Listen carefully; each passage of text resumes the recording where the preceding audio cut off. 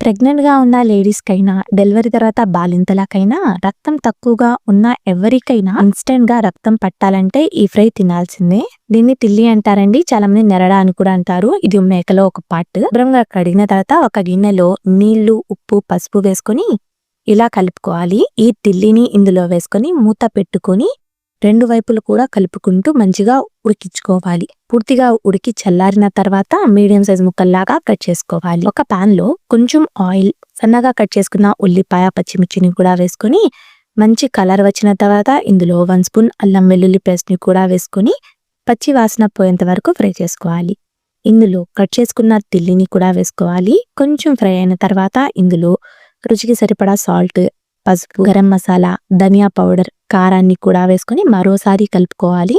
Stove off చేసుకునే ముందు సన్నగా కట్ చేసుకున్న కొత్తిమీరని కూడా వేసుకోవాలి. ఈ ఫుల్ డీటెయిల్ వీడియో మన యూట్యూబ్ ఛానల్ ఉంది. టైటిల్ దగ్గర కూడా లింక్ ఇస్తున్నాను, తప్పకుండా చూడండి.